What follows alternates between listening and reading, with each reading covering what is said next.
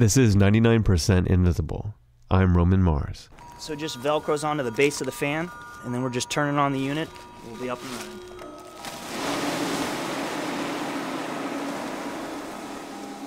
running. You see them on street corners, at gas stations, at shopping malls. You see them at blowout sales and grand openings of all kinds. Their wacky faces hover over us, and then fall down to meet us, and then rise up again. Their bodies flop. They flail. They are men. Men made of tubes. Tubes full of air. Producer Sam Greenspan is full of more than hot air. You know these things. A vinyl column perched on top of a fan with skinny little arms and a big dumb grin, blowing around goofily on a street corner near you. People are familiar with it, but when they're driving by, it's just you have to look and turn your head. And, it's the best return on your advertising dollar that you could spend. If by some stretch of the imagination you have never seen one of these things in person, you have probably seen them around the internet or on TV. Wacky waving inflatable arm flailing tube man. Wacky waving inflatable arm flailing tube man. I am learning some amazing moves from this guy. Woo! Oh, I love him. They are either full of ridiculous, joyful exuberance or the tackiest thing in the world, depending on your tastes. A number of cities across the U.S. have actually banned the use of tube guys. An ordinance in Houston enacted in 2008 proclaims that the dancing tube guy, quote, contributes to urban visual clutter and blight and adversely affects the aesthetic environment, end quote. I want you to go ahead and try to imagine an origin story for these things. Used car salesman buys some tarp and a leaf blower and messes around in his garage? No. Slighted bounce house designer goes rogue, determined to show them all? No. The real story behind these is so much better. And it all starts with this guy. I am Peter Minshall, born in 1941. The world was at war, so were my parents, as a result of which I was taken in my mother's womb to Georgetown, Guyana, where I was born in the General Hospital in the embrace of her family and brought back to Trinidad shortly thereafter in her arms. Peter Minshall, ladies and gentlemen, renowned Caribbean artist who could easily have a second career narrating nature documentaries for PBS. I'm an artist stroke mass man. This is a word indigenous to Trinidad, which is where I'm talking to you from now. In Trinidad and Tobago, a mass man is someone who works in the carnival arts tradition. Peter Minshall made a name for himself in part by making these larger-than-life puppets that dance through the street to the beat of a steel drum band. His work was featured in a book called Caribbean Festival Arts, which wound up in front of someone on the steering committee for the Olympics. Which is how, in 1995, Peter Minshall found himself in a stadium in Los Angeles, working with a bunch of different artists, trying to figure out ideas for the opening ceremonies at the Atlanta Games the following year. As Minshall tells it, he was trying to do something using inflatable tubes. But it wasn't working out. It was a total failure. But there I am, sitting in the bleachers with a little notepad, and there are all these tubes side by side going up. And somewhere out of the haze, I just sketched two of the inflatable tubes and joined them at the waist, going into one tube, which is a torso, and divided them again at the top with some arms and a bit of a head. You might get an incredible, undulating, dancing figure. Boom, the dancing tube guy is born. Minshall realized that these figures made from a tube hooked on an air source would dance just like the people did back home in Trinidad and Tobago. And so it might to another person seem like a great leap of the imagination. To me, it was like jumping into water like an eager little duckling. Peter Minshall knew how to make giant figures, but they had always been powered by people, not air. And so while Peter Minshall was in that moment able to glimpse upon the possibility of giant undulating inflatable dancing tube guys. For short, let's call them tall boys. And so while Peter Minshall was in that moment able to glimpse upon the possibility of these tall boys, he knew he needed help. And I got a call from the Olympic Games from Peter Minshall, and he asked me if I can create a human shape. And I told him, yes, it's definitely it can be done. This is Doron Gazit, another artist who, like Peter Minshall, had gotten known in the Olympics planning scene. He had done some work in the '84 Games in Los Angeles. And if there's one guy who knows about making things full of air, it's him. Doron Gazit first got interested in inflatables when he was a college student visiting the U.S. Gazit is from Israel. He saw someone making balloon figures on the street and got obsessed with doing that himself. He sold balloon animals on the streets in Jerusalem, and to this day, he still carries balloons around with him in his pockets. And actually, I like to say that we don't use the B word. It's all about inflatables. Gazit founded a company called Air Dimensional Designs, which basically serves to populate the world with his inflatable objects and sculptures. And so after he got the call, Gazit and his team headed over to meet Minshall and see if they could make the Tall Boys a reality, which actually turned out to be a pretty big engineering challenge. I had to find the right strong, powerful motor that will be able to give me enough CFM and the right torque. You get the idea. Engineering, physics. Gazit futzed around with the materials and the methodologies, and eventually, these Tall Boys came to life. And they looked very much like the tube guys we see today, with two major exceptions. One, they were bipedal, their legs divided at the base, each with its own fan.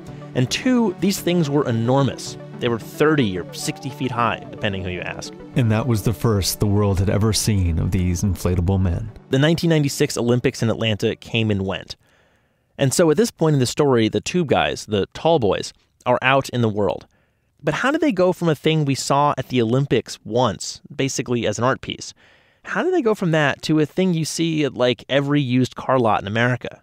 Here is where the Minshall camp and the Gazit camp begin to diverge. By Peter Minshall's account, a few months after he returned home from Atlanta, he got a call from one of his collaborators at the Olympics. He recalls him saying, "Oh, by the way, that fellow in LA who made those things, I do believe you'd sort of better watch your back because I think that he's making them to sell." Later on, Minshall caught wind that Doron Gazit had gotten a patent on the Tall Boy, the dancing vertical inflatable. Gazit says that he wanted a patent because he put a lot of research and development into making the tube guys work, and he was already starting to see other people rip off his efforts. The Chinese company just took my designs, and it was quickly that they could just imitate it and copycat it. Doron Gazit was awarded a patent for apparatus and method for providing inflated undulating figures in 2001. Gazit refers to them as fly guys. Peter Minshall and Doron Gazit both agree that the dancing inflatable figures were Minshall's idea. And they both agree that Gazit turned that idea into a reality. Where they disagree is whether or not it was cool for Gazit to get a patent on it without informing Minshall. He had the vision. He was asking for it. It didn't exist before that. And then and I very, very, very, very much respect Peter Minshall. He's an amazing art director and artist, and he's doing beautiful work. And it was an honor for me to work with him. Gazit says his attorney told him that, in the eyes of the law, Minshall would not be considered an inventor. And so Gazit was surprised to learn that Minshall had been angry with him. He says that since then, he's reached out to Minshall a number of times, but never heard back. Peter Minshall says that it never occurred to him to seek a patent on the tube guys. I'm an island boy from Trinidad. I don't know what the law is. My instinct tells me that before he could do any such thing, it is his duty to consult with me. Gazit, meanwhile, continues to make money off of the Tall Boys, fly guys, whatever. He licenses his patent to other companies, like Look Our Way, which sells inflatables here in San Francisco. That's who you heard from earlier. This is Look Our Way's Nick Kusanovich. Yeah, so the technology we license from them has to do with the way the air escapes the inflatable. The air escapes both from throughout the top of the head as well as each one of the arms. So that, after testing, that is what gives it its dynamic motion, kind of the special sauce and why it's so effective. Look Our Way has their own name for these things, air dancers. And even though they may be licensing pre-existing technology, they also invented a whole new use for them. It came to them by way of a farmer in eastern Washington state named Gary Long. So, little setup. Gary keeps apple orchards on his property, and he started having a really severe bird problem. Starlings were eating tons of his apples, like literally 10 tons a year. One season, he lost 20,000 out of 40,000 pounds of Honeycrisp apples after they had been pecked at by birds and rendered unsellable. And so Gary Long was looking for ideas. I was talking to a person that was selling his products that he grew on his ranch running a fruit stand. And so he wanted to attract people to come to his fruit stand, so he put one of these air dancers out there that, wiggles and jiggles and, and hoping that people would see the dancer and come over to it and come to his fruit stand. Well, it didn't bring any people in of any quantity, but the thing that he noticed was the birds didn't bother him. They weren't coming into his fruit stand and pecking on the fruit. Long story short, Gary bought a few air dancers from Look Our Way, hoping to keep the birds out. The result? As soon as the dancers started dancing, they took off and went to a neighbor. And so I said, hey, this looks like it's got possibilities. With the air dancers in place, Gary was able to get the bird damage down from 20,000 pounds to, you ready for this? They got bird damage down to 0. 0 damage. Gary Long called up Nick Kusanovich from Look Our Way and made some suggestions for how to turn the air dancer into a bona fide scarecrow.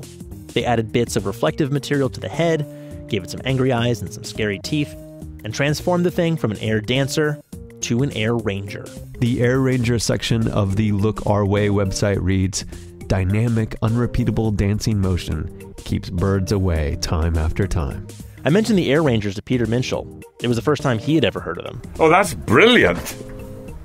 Next time I open up a packet of cornflakes, I'll smile. Yeah, so no bitterness on Minshall's part, even though he's not making any money off of these things. Actually, he loves seeing the Tube Guys around. Can you imagine how I feel when I'm driving down? I don't drive, actually. When a friend is driving me down from a house in town to a factory building place in Chagaramas, and I see a sort of diminutive version of a tall boy dancing up a storm by a gas station. I thought, my God, look at where we reach. And I'm suddenly aware that they're dancing up over gas stations all over the planet. A part of me can't help but feel delight that, oh goodness, little fella, look at what you and your island have given to the world. I don't know how much money Doron Gazit is making off of his Tube Guy patent, but whatever it is, you can't really say he didn't earn it. Sure, maybe it was Peter Minshall's idea, but Gazit actually made this thing. And, as Gazit really wanted me to point out, he's done a lot of other work with inflatables since then. But I also love knowing about Peter Minshall, and that these things are kind of like shopping plaza ambassadors from the streets of his Caribbean island. Because that is how we dance, limpid and loose to the music of steel drums on the street. Thousands of us. And with that in mind, the inflatable figures, the Tube Guys, the tall boys, the fly guys, the air dancers, the air rangers, I've discovered a whole new joy in them. They probably won't convince me to buy a new car, but I will delight in seeing them try. And when I look upon them, I will know to listen for the distant whisper of a calypso band.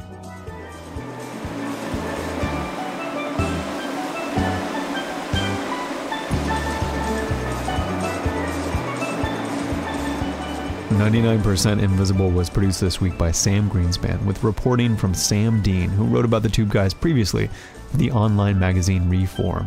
Edited by our friend Sarah Rich.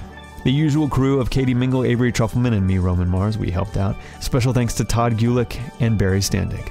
We are a project of 91.7 local public radio KALW in San Francisco and produced out of the offices of ArcSign, an architecture and interiors firm in beautiful downtown Oakland, California.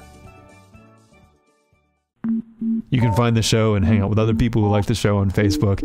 All of the 99PI producers are on Twitter, so search for 99% Invisible and you will find us and you can follow us. But you're always welcome at our place at 99pi.org.